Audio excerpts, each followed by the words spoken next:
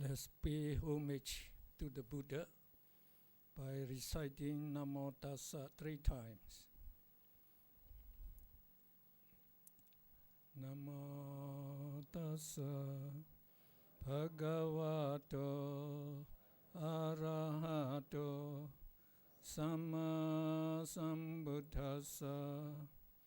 Namo Tassa Bhagavato Arahato Samma Sambuddhassa. Namo Tassa Bhagavato Arahato Samma Sambuddhassa.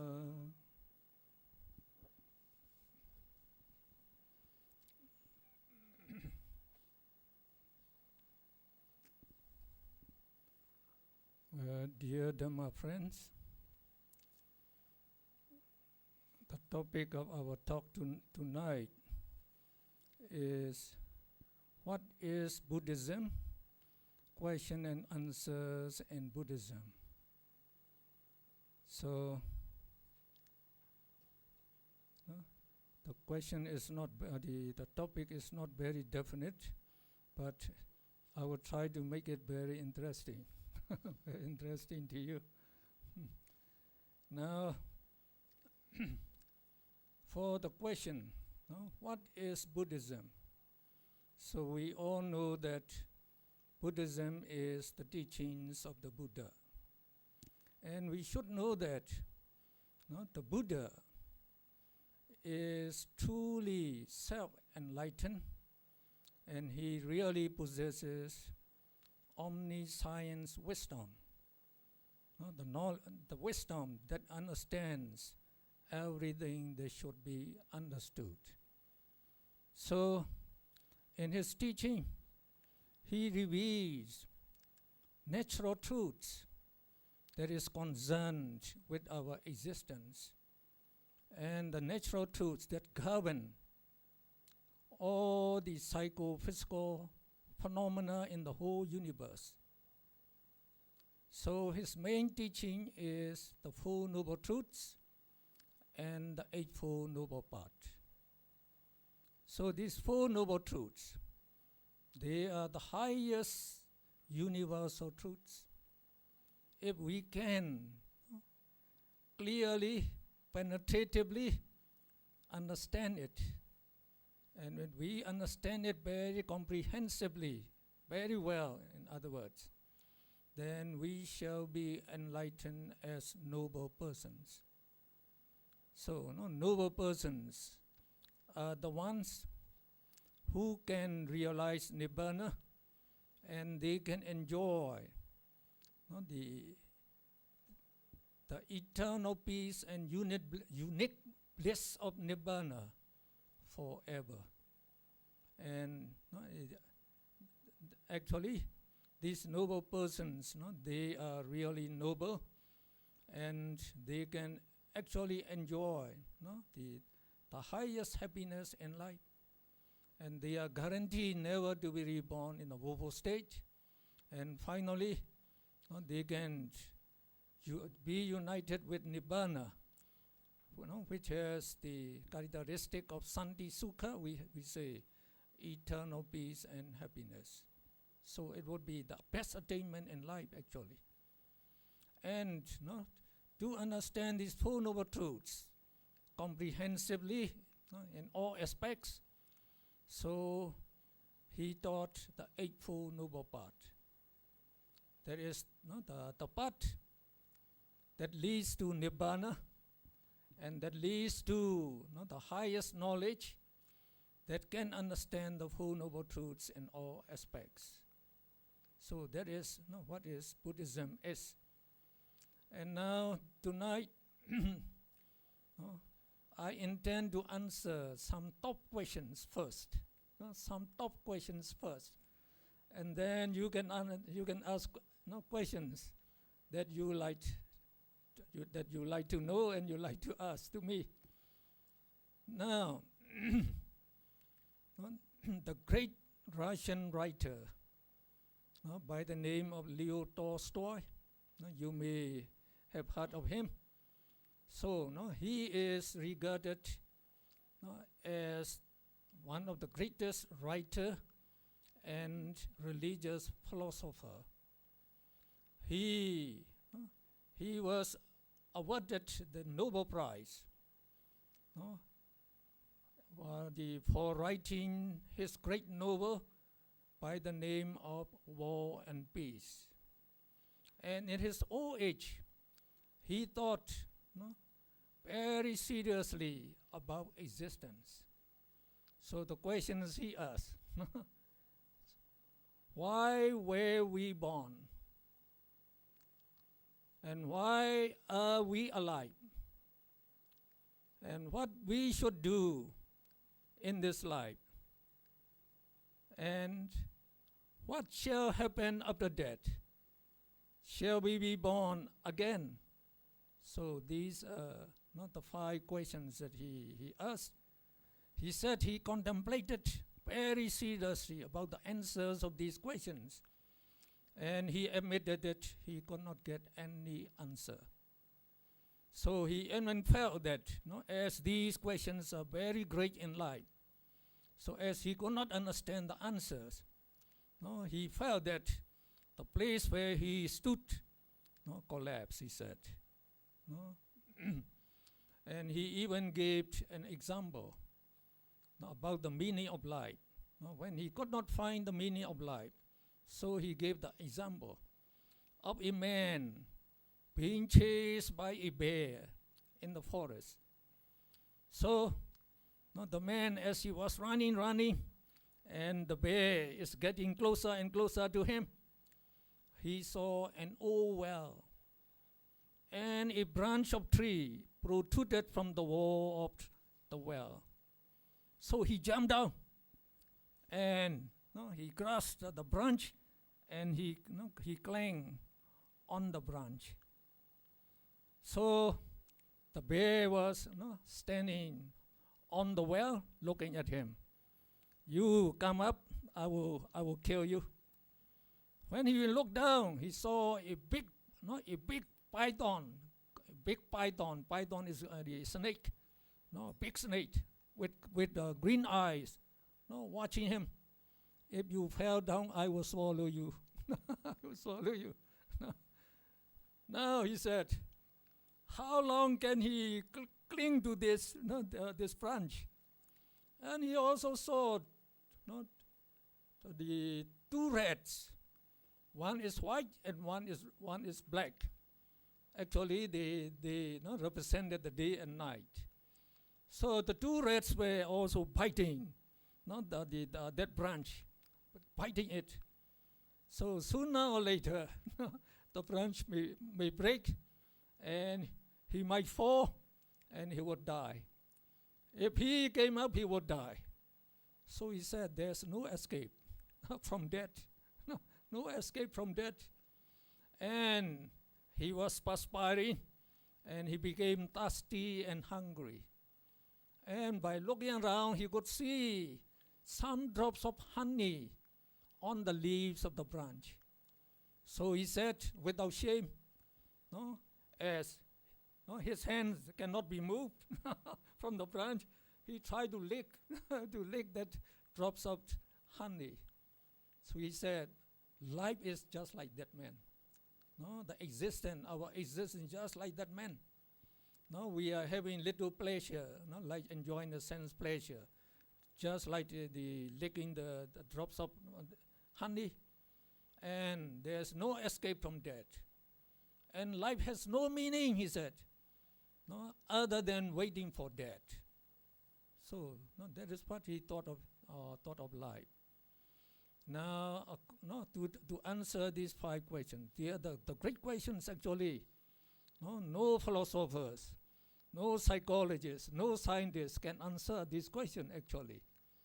And the Buddha, he discovered the answers to these questions on the night of his enlightenment as a Buddha.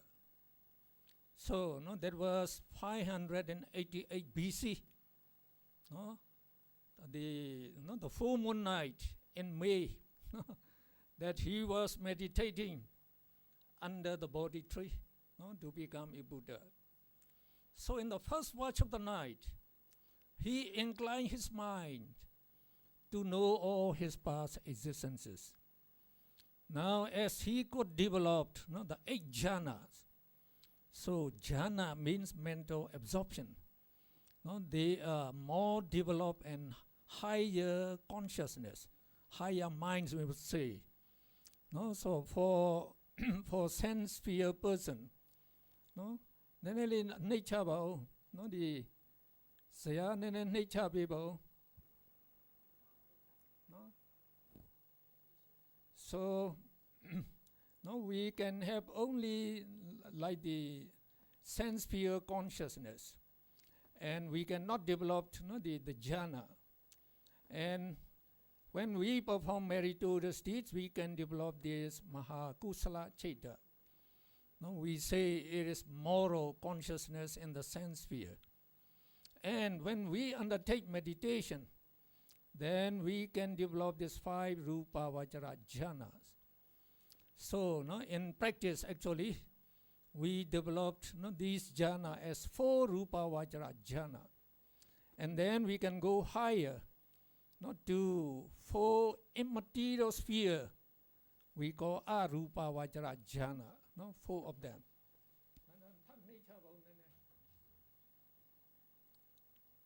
So he master in developing this 8 jhana, 4 rupa vajra jhana and 4 rupa vajra jhana. He has been practicing these jhanas in many ways. He became very skillful, and because of that his mind became very powerful. Just inclining his mind to see all his past existences, he attained the supernormal power of seeing past existences. And we call it Pubbe Nivasanusati Abhinyana. So with this supernormal power, he could see his past existences endlessly. So starting from the existence of Sumedha, when he attained the prophecy to become a Buddha. So for 400, we say 4 incalculable aeon. In Pali we say asankhya. So in English we say incalculable aeon, very long aeon. And 100,000 world cycles ago, he was the Bodhisattva Sumedha. So he could see all the existences, to Sumedha, and again, beyond that. And he found that, the number of the past existences is unlimited, no limit. And then, when he came to the middle watch, he again inclined his mind to see all the planes of existence. So he could see all 31 planes of existence. So in our solar system, so we have the 31 planes of existence. So we have the 11 planes in the sense sphere. So that is human realm and 6 celestial realm and 4 woeful abodes. And then we have the 16 rupa brahma realms and 4 arupa brahma realms. So altogether 31 realms. So he could see all the inhabitants, all the living beings in these realms. Then he found that those in the woeful state, they were very miserable. And he wanted to know the reason. So again he inclined his mind, the reason why they are so poor. And he could see they have done immoral actions, unwholesome actions in the past. And because of that, we say the karma, the bad karma, they have to suffer misery. Then when you look at celestial beings and the Brahmas, they are very, very blissful. So they are very, they are enjoying Like the celestial being, they enjoy very great sense pleasure, much superior than human sense pleasure, they say. No? So again, he inclined his mind to know the reason, and he could see they have done meritorious deeds. And like the Brahmas, they have developed the jhanas in the previous lives, to get these existences. So he know about karma and their result. And then also that living beings have uncountable past existences. Now, when it comes to the third watch of the night, so the night is divided into 3 watches. So that means 4 hours each. So the third watch would be 2 a.m. to 6 a.m. So during that time, he tried to correlate all his findings. And he tried to find why we were born again and again in so many existences. Then he discovered the doctrine of dependent origination. So in Pali we say paticca samuppada.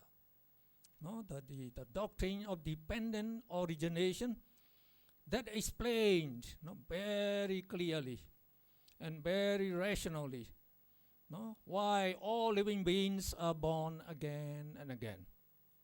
So to be born again and again is called samsara, the round of rebirth we call it.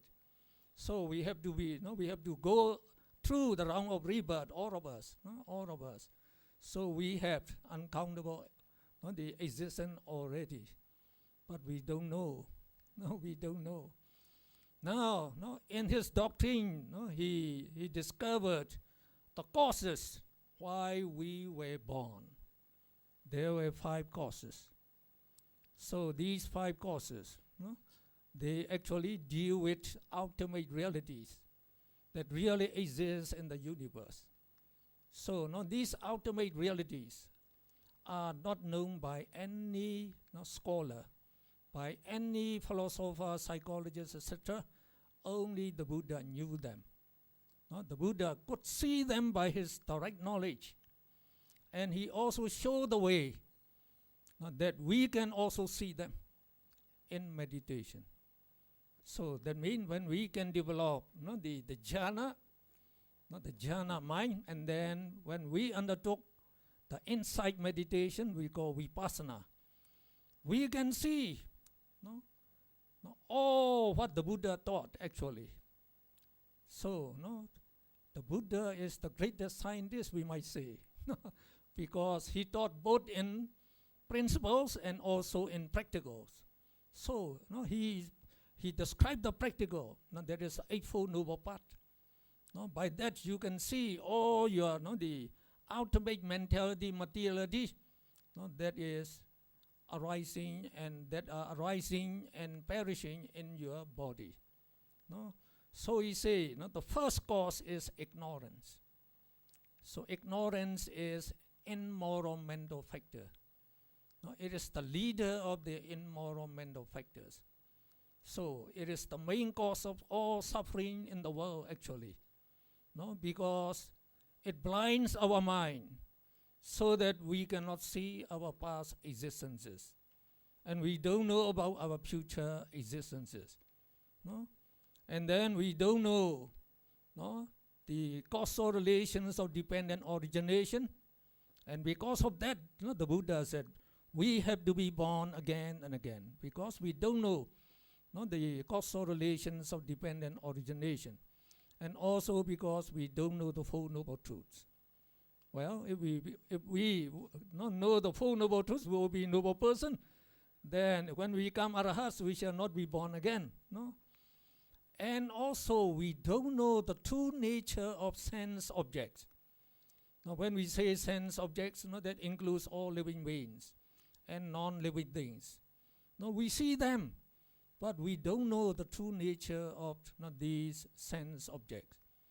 The Buddha said all living beings, we are made up of body and mind, we say. Body and mind. And science know that the body is made up of atoms, and atoms are made up of electrons, protons, and neutrons. And the Buddha said that electron, proton, neutrons are not ultimate realities yet. Not ultimate materialities. They are material groups, he says. So he could analyze them, not to find the ultimate materialities. So he said 28 types of ultimate materialities that make up the bodies of living beings. And he could also see the mind. The mind could not be detected by scientific instruments up till now. Scientists and psychologists, psychologists who are supposed to know about the mind. Psycho means the mind. They don't know what the mind really is. So, in the case of the Buddha, he could see the mind very clearly. And he also showed the way that we can also see. And not only see, he analyzed it. He analyzed it.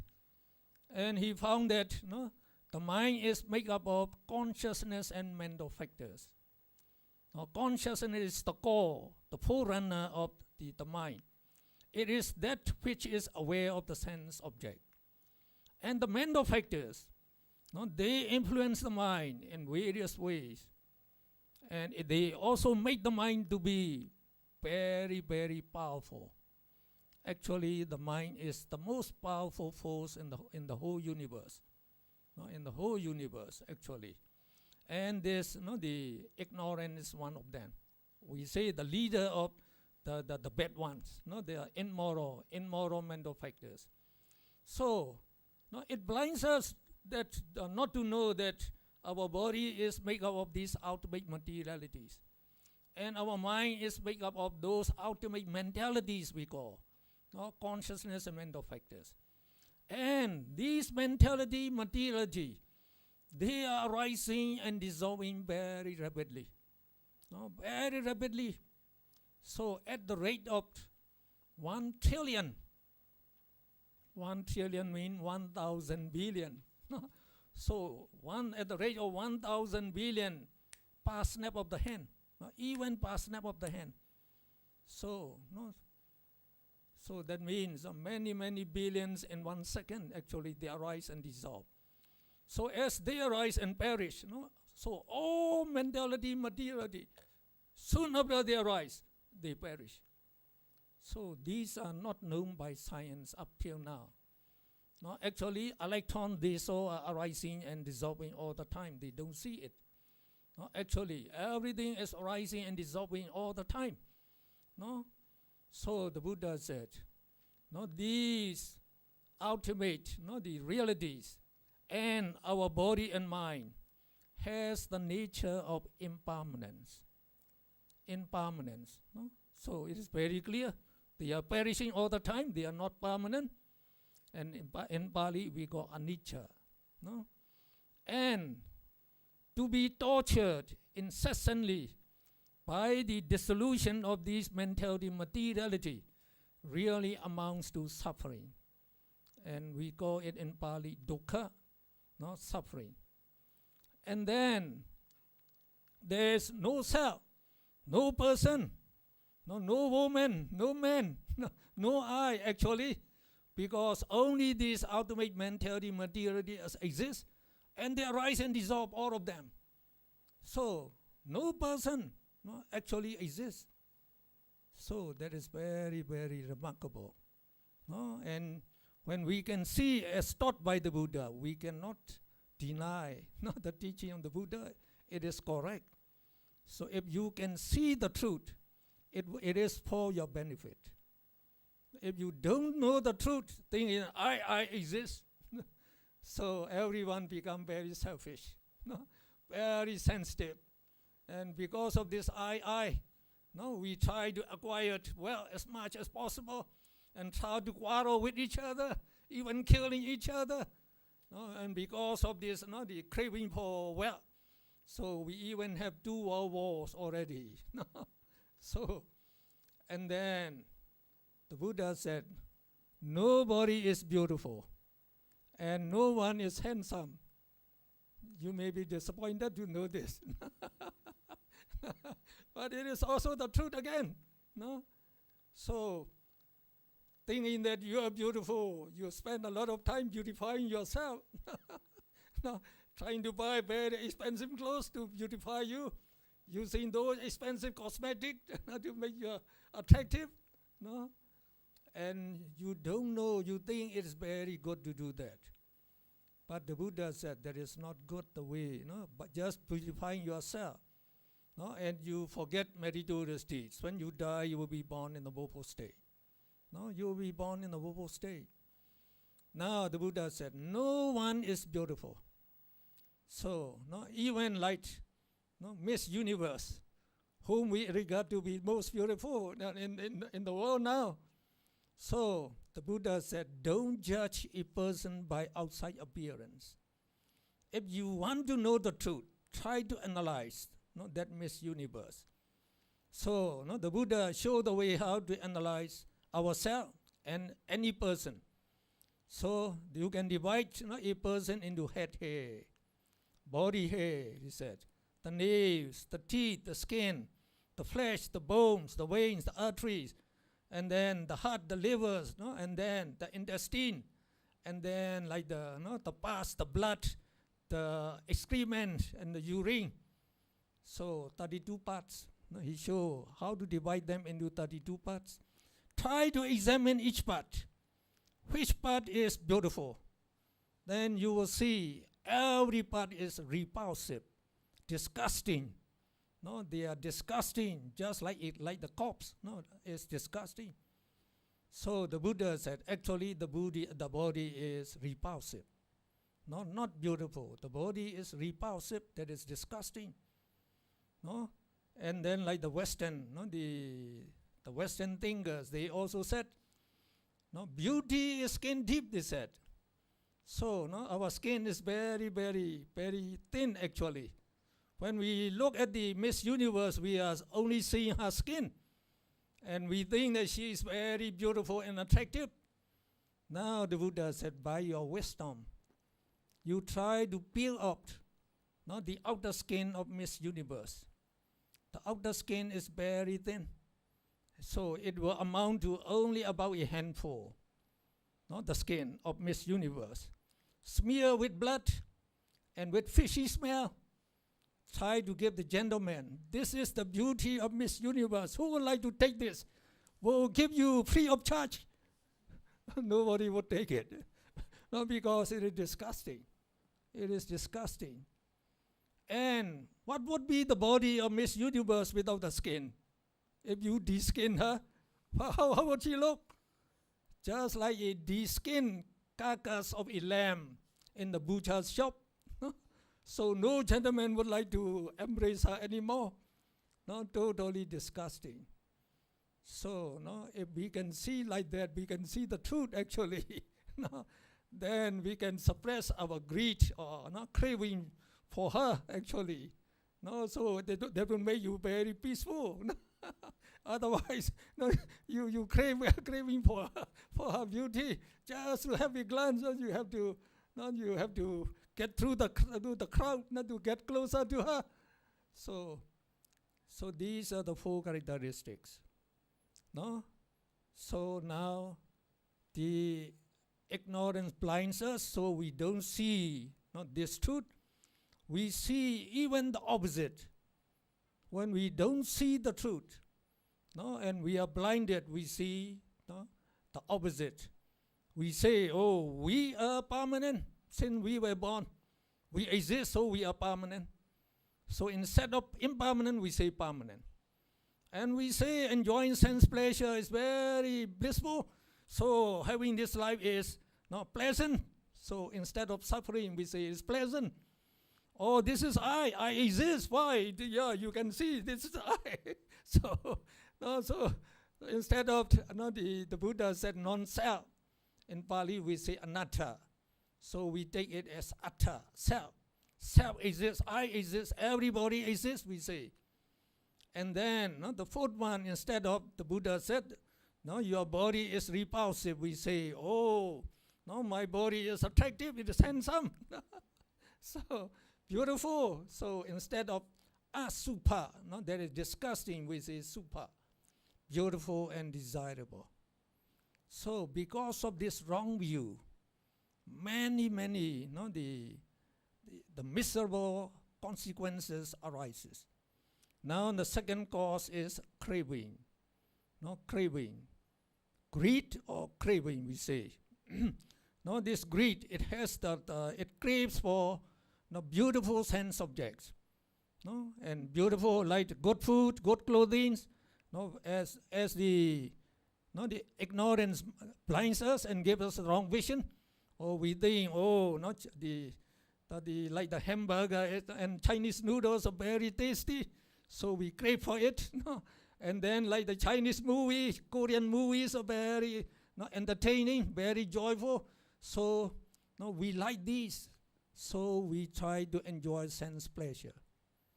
So the Buddha said, when you come in contact with beautiful sense object that you desire, so you get pleasant feeling, and you enjoy it with this great craving, and because of that, you crave for the sense pleasure, and you are attached to sense pleasure. So you think, oh, sense pleasure is not the real happiness in life. So now, depending on this craving, the third one arises, the Buddha said. And that is, he called it the strong attachment, he called it grasping. So in Pali, we call ignorance avijja.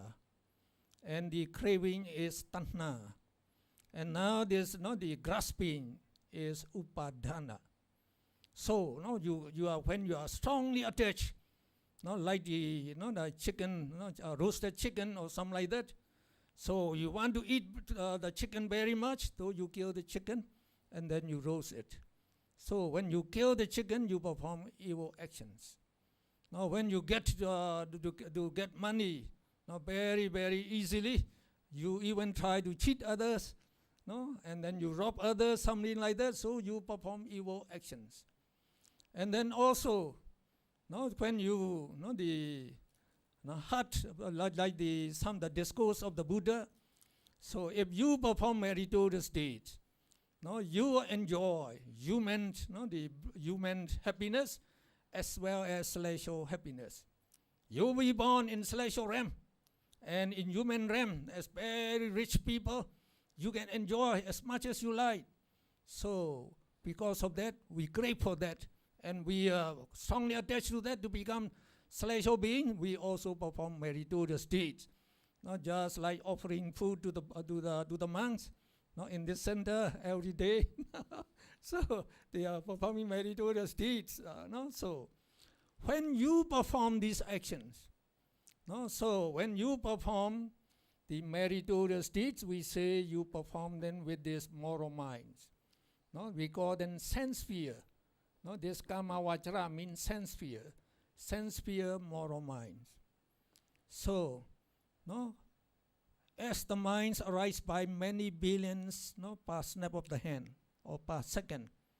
So even while you are offering food, to a monk, at that time billions of moral minds arise and dissolve. Now these minds, when they dissolve, they leave behind their karma property. Karma is action. Karma property is also called karma potency. Karma potency. They are just like the plant seeds. So the trees, they bear fruits. When you eat the fruits, the seed is left, you throw it away. And from that seed, a new plant grows again. So we have the cycle of the mango tree. From mango tree, you get mango fruit. From mango fruit, you get mango seed. From mango seed, you get mango tree again. And mango tree, mango fruit, mango seed. So it goes round and round. So endlessly, it will go round and round. Everything is going round and round like that. So the same thing, when we perform meritorious deeds, the Buddha said, the moral karmas are deposited in our mental stream. So we say mental stream because the mind is not a single one. No, the mind is arise and perish, arise, perish, arise, perish, arise, perish. So one after another. And no two minds arise at the same time, only one after another. So that means when this mind, moral mind, are dissolved, it transmits its the karma property to the next mind. Now the next mind, after it arises, it dissolves again, and its karma property as well as the past karma property, it transmits to the next arising mind again. So that means the mind arise and perish one after another, but the karma property is transmitted from mind to mind, from mind to mind. So it is always in the mental stream. Not only the karma property, like our knowledge that we learn, and also like the sensation, the good feeling that you experience, these are also transmitted from mind to mind. So the mind functions as a supercomputer, a very, very big supercomputer, because all the knowledge, and then all the karmas that you have done in uncountable existences are in your mental stream. All of them in mental stream. So you can see, the many karmas will be in our mental stream. So they are always in our mental stream. And they will bear result starting from this existence. The moral minds will produce the good effects. So you will get good result. So not just like by the donating food to the monk. Well, you will get plenty of food in this life. By donating money to the center, so you become prosperous. You can have more money in this life. You can see that. We can see many people who donated very generously. They don't become poor. They become even richer. Just like Bill Gates, the richest man in the world today. He donated 3 billion for medical research. So he owned more than 3 billion. So he never get poor. So the more you donate, the more you can get. So as while you are donating, there are billions of good karma arise and dissolve. So each karma can produce a blissful existence. So when you said we have billions of good karma, you will be born billion existences in the celestial realm. So the outturn is very, very very profitable actually. We say you donate $1 and you get $1 million in every future existence. So it's very good to donate actually. And the same thing when we perform immoral deeds, like killing a chicken or a fish, at that time billions of immoral minds arise, because you perform it with immoral consciousness. Akusala means immoral. So immoral mind, and they arise and dissolve, they leave behind immoral karma. So these immoral karma, they produce the bad result. As you kill the other living being, you may have accident that hurt you. And then also your business would not go well if you do a lot of the immoral karma. So we call these sankhara, karma formations. So by performing the actions, you develop the karma, the karma formation. Now these karma formations, with the support of the first three, ignorance, and then craving, and then grasping, they produce new existence. They produce new existence. So remember, the karma seed, the karma property are compared with plant seeds. These plant seeds, if you keep them in a closed bottle, they will never grow into a plant. They will never grow into a plant. Now you have to place the seed on the earth, and you have to water it, and you must also give it the air and the light, then it will grow into a new existence. And the same thing in this karma, no? It needs the support of these avijja, tanha, upadana. Avijja, ignorance, is like the earth. Craving, tanha, is like the water. And the grasping, upadana, is like the light and the air. So it will produce a new existence. No? Now when it produces a new existence, we say, this the sense sphere moral karma will produce its resultant consciousness.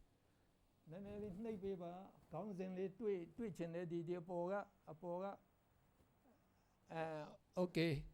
No, this is kusala, means moral consciousness. These vipaka mean resultant, the result of this karma. So, when the sense sphere karma produces result, it produces sense sphere resultant consciousness. And then when consciousness arises, mental factors also arise together. So you get mentality, no? So consciousness is called vijnana, and mentality is called the cetasika. So nama ru, you get that. And also the karma produce karma born materiality. So our body is made up of materiality produced by 4 causes. And the most important materiality is this karma born materiality. So the karma born materiality contains materiality life, the life of materiality, we say. And then all the important, like the eye, the eye where the visible object can appear, the ear where the sound can appear, the nose, the tongue, the body, are all the karma born materiality. So these karma born materiality they are very, very important. And also our sex organ, like the difference between male and female. So in the male we have male sex materiality. In the female we have female sex materiality. So they differentiate between the female and the male. And also the beauty. So also depend in this karma materiality. So this karma materiality is very, very important actually. So this karma, it produces 3 kinds. Now, in the case of the jhana, when you attain the jhana, also they produce the karma. So this, the moral karma. So these are the we say the 5 material sphere, moral karma, and their resultant consciousness. We produce a new system in the Rupa Brahma Ram as the Brahma. They are born as the Brahma. And then again, if you can develop the immaterial sphere, the kusala karma, then this the resultant consciousness will produce your existence in the immaterial Brahma Ram. So immaterial means you don't have body, you have only minds there. In this the Brahma Ram.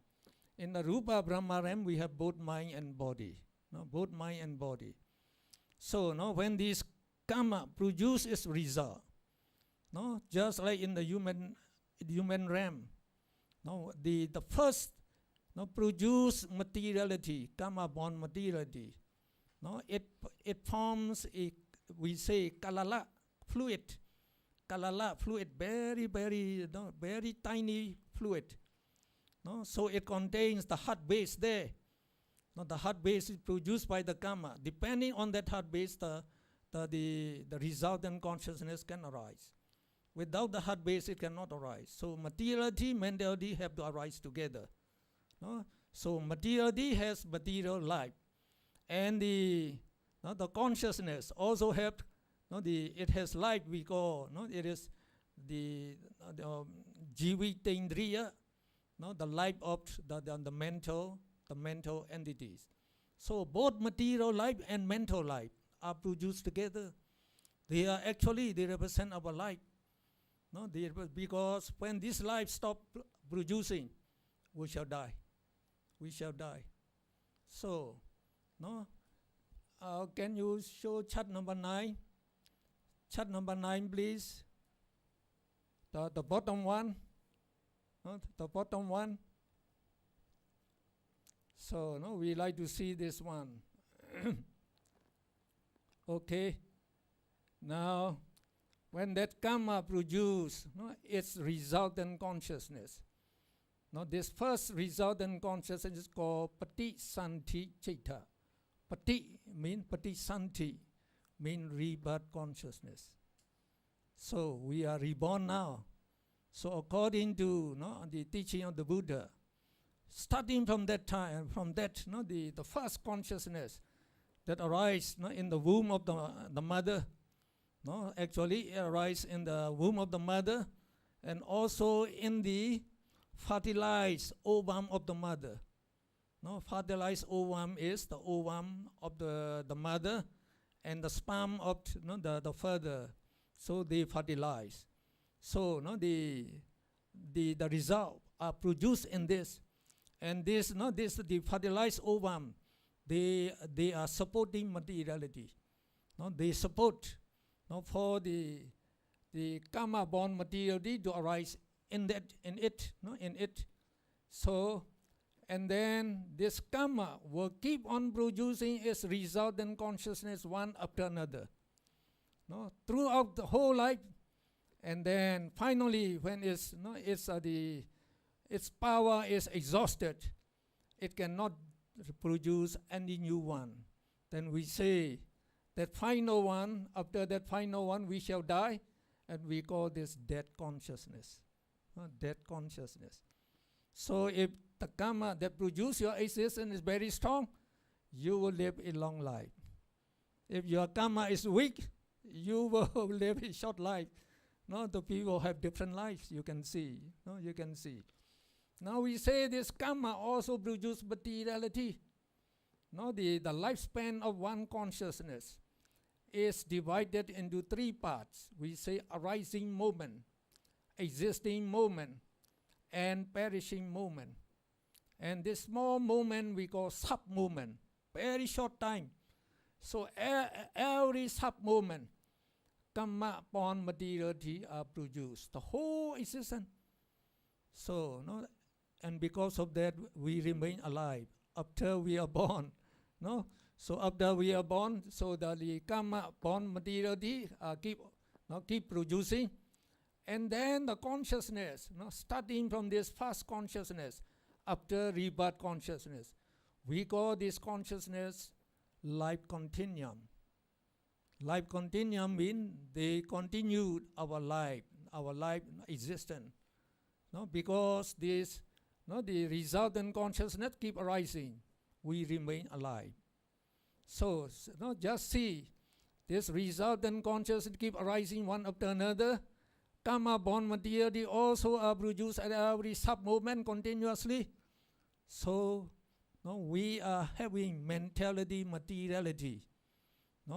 And the Buddha called them like the 5 aggregate. So in the mentality, we have 4 mental aggregate, and all the materiality are grouped together as materiality aggregate. So 5 aggregate means it is a person. It is a person. So from these, the karma-born materiality, then we say the eye, the ear, the nose, the tongue, the body, they arise. They arise. So these are the sense door. The eye door, the ear door, the nose door, the tongue door, the body door. And then this life continuum is called the mind door. The mind door. Because very subtle objects that cannot appear in the eye, in the ear, they can appear in the mind door, in this mind. So we have 6 sense door. 6 sense door. If you have 6 sense door, 6 sense object come in contact when you are born. When you are born, 6 sense object come in contact. Then when they come in contact, you get, the contact is called phassa. And the phassa, the contact produces the feeling or the sensation. Vedana, we call it. So we say, because of these five causes, five effects arises. What are the five effects? So consciousness, resultant consciousness, and we call it consciousness aggregate. And then mental factors, so nama, rupam, in that nama is mental factors. And the mental factors, they represent three aggregate. The feeling aggregate, perception aggregate, and then aggregate of mental formations. So we get four mental aggregate, and materiality, the represent the materiality aggregate. So now the Buddha said, every one of us is made up of five aggregates. So if you have all the five aggregates, you are a living being. You are a living being. So now, this is the answer to why we were born. Because we have these five causes. Because of these five causes, now we are born. And then why we are alive? So we say this karma that produces our existence. Keep producing its resultant consciousness and mental factors, and the karmaja materiality throughout the whole life. And that is the main cause why we are alive. And then the second cause is the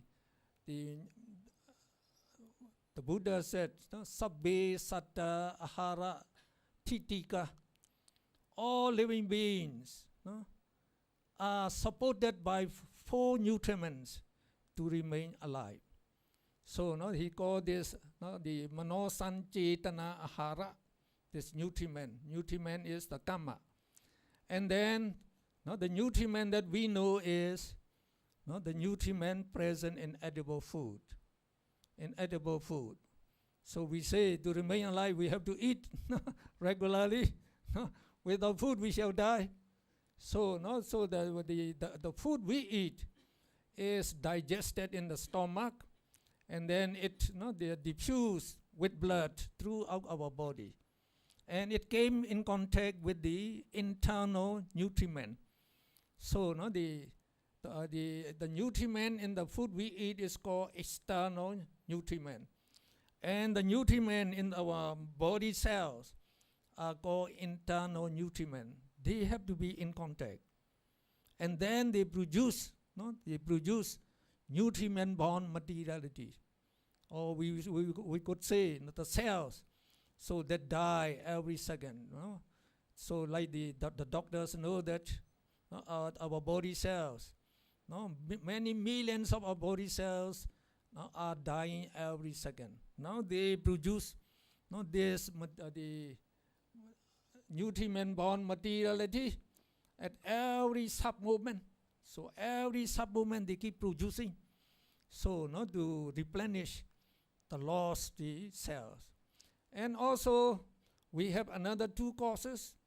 So the Buddha said, the Chaitya Rupa, mind-born materiality. So all this, all this mind, when they arise, they produce materiality, and we call them mind-born materiality. And we can see all these in meditation. What we are describing now, you have to see in meditation. Like in the Park meditation.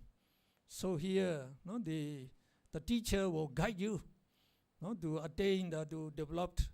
First you have to develop pure morality, and then pure mind. Pure mind means you have to attain the jhana. And then when you go into in the insight meditation, you have to see this. You have to to see all the causal relations of dependent origination. You have to see them. Only then you understand about the life process in detail. And you also know what is happening in our life. Only these the causal relations of dependent origination are happening all the time. All the time. So now the causes produce five effects. What are the five effects? So we say resultant consciousness and mental factors. They produce they represent three mental aggregates. We get 4 mental aggregates, and materiality, so we get 5 aggregates. No? So now this mind-born materiality is very important again. So now we say when we move the hand, no, according to science, we think that the brain, no, gives the command, no, gives the instruction, and the muscles, no, they work so that we can move the hand. And that is not the whole story. No, so in meditation, you can see why you are not like bending your finger. No, so mind-born materiality arise, dissolve, arise, dissolve, arise, dissolve.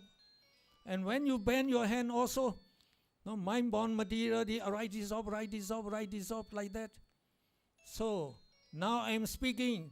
I can speak to you because of this mind-born materiality.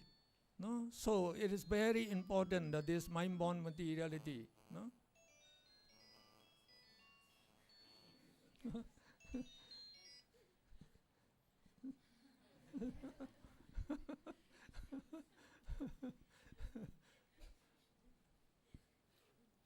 And then we had also the heat-born materiality. No? So we have Chaitanya Rupa is mind-born materiality, and this Uddhacca Rupa is heat-born materiality. So in every material group, no, there are 4 primary elements we call Patavi, Abo, Tejo, Vayo. No, that Tejo is the heat element. And from this heat element also, it produces heat-born materiality, no, every sub-moment. So our body is made up of 4 types of materiality. And no, science knows only one type. No, that is the nutriment that we get from edible food. No, so that is not the only story actually. No, we have to get all these 4 nutriments so that we can remain alive. And then for the question, what should we do in this life? What would be your answer? What would be your answer? So, no, I will try to tell in greater detail in the tomorrow talk. So now, to know that, we have to know karma and its effect. No, the mind has the property of karma and its effect. We have just discussed already there. No, so moral minds will produce moral karma. Moral karma will produce woeful existence. When you die, you will be born in woeful existence, life after life. No, so no, that chaita, the consciousness, that they can arise by billions. No, even in 1 second is very important. So even when you kill a chicken, so you just cut the throat of the chicken with a knife. No, you think it's just 1 second. So even in that 1 second, no, so billions of immoral minds arise and billions of immoral karma are produced. And you can be born in the woeful realm for a billion existences for that. No, during the Buddha's time, no, there is a female arahat, no, by the name of Dhammadina. So she is foremost in giving the Dhamma talk. And no, as an arahat, she also possessed supernormal power to know the past existences. And when she looked at her past existences, she said in one existence, she was the wife of a Brahmin. And one day, a close friend of that Brahmin came to their house. So the Brahmin requested her to cook good food. And she went to the market. So at that time, they have only the morning market. So she went late, she could not get any meat. So she thought without meat, the food would not be very good. So what she did is, she killed a little lamb that she reared in her house. Just imagine that little lamb is very, very lovely actually. very friendly with this lady, but she killed it, because just to cook for the guests. So her husband and the guests, they admire her. Oh, you're a very good cook, very good housewife, they said. But when she died, because of that, she was born in hell. In hell. So at that time, they don't know the teaching of the Buddha. So they are just the Brahmin. So the Brahmin, they also believe that the animals are created by the Brahma for their use, for the use of the human being. By killing them, they say no sin. So she killed. But what they said is not correct. So because of that, she have to suffer in hell for a long time. So when you suffer in hell for a long time, that means not just like you are burnt with hellfire, and then you're put in the molten iron, something like that. You would die, and then the karma keep producing your existence again. So die born, die born. So you suffer millions of existence already there. And when she escaped from the hell, she was born as animals, as many times as there are hairs on the body of the little lamb that she killed. How many hairs in the body of the lamb? So that existence she had, she was born, and every existence, her throat was cut while she was still young. As she cut the young lamb, so she was cut in the same way while she was young. So that's why the Buddha said, don't kill any living being. Don't kill